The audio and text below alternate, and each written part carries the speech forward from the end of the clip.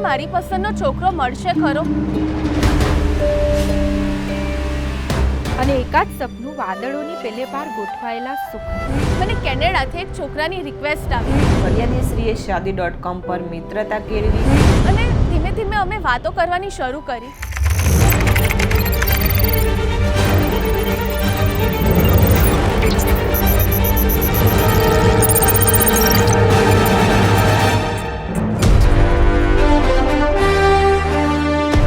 એ છોકરીનું નામ નિકિતા. એની આંખોમાં મબલક સપનાઓ હતા. નિકિતાના મમ્મી પપ્પા એને છોકરાઓ બતાવીને થાકી ગયેલા. કોઈ છોકરો એજ્યુકેટેડ હોય તો એની પાસે પૈસા ન હોય, કોઈ છોકરો હેન્ડસમ હોય તો એ સ્માર્ટ ન હોય, અને કોઈની પાસે મબલક પૈસા હોય તો એ ભણેલો ન હોય. નિકિતાની પરફેક્ટ હસબન્ડની વ્યાખ્યામાં હજી સુધી એક પણ છોકરો ફિટ બેસતો નહોતો. મને મારી પસંદનો છોકરો મળશે ખરો? એક દિવસ આવો સવાલ મેં મારા પપ્પાને કર્યો અને મારા પપ્પાએ મને મારી પસંદનો છોકરો શોધવાની પરમિશન આપી દીધી. એટલે મેં તો આમ તેમ નજરો દોડાવવા માંડી, પણ છેલ્લે હારી થાકીને મેં shaadi.com પર રજીસ્ટ્રેશન કરાવ્યું. અહીં પણ મેળ પડે નહીં એવું મને લાગે એ પહેલાં જ મને કેનેડાથી એક છોકરાની રિક્વેસ્ટ આવી અને એ છોકરાનું નામ હતું ડૉક્ટર પ્રશાંત પીટર. એ સુરતનો જ હતો પણ કેનેડામાં સેટલ થયો હતો.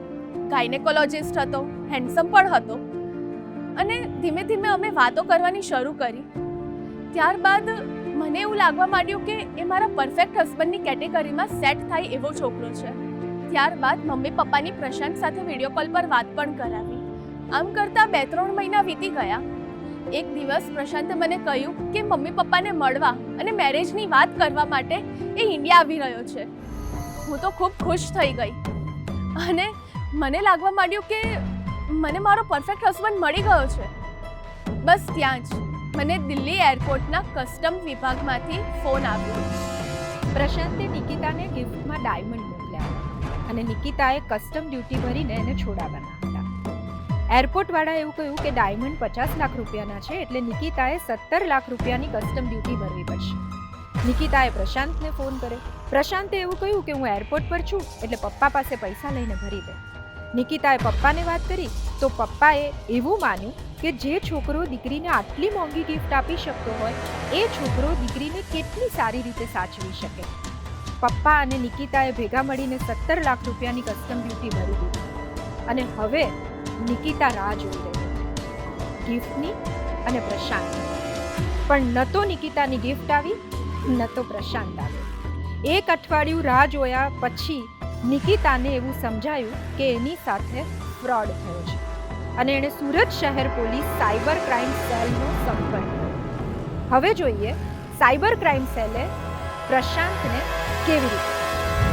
ફરિયાદી જોડેથી પાર્સલ છોડાવવા માટે અલગ અલગ ચાર્જ પેટે નાણાં પડાવી છેતરપિંડી આચરી. આ બાબતની ફરિયાદ સાયબર ક્રાઇમ સેલમાં નોંધાઈ. આ ગુનામાં ટેકનિકલ સર્વેલન્સના આધારે તપાસ હાથ ધરતા દિલ્હી ખાતેથી નાઇજીરિયનની ધરપકડ કરી અટક કરી તથા કાયદેસરની કાર્યવાહી કરી.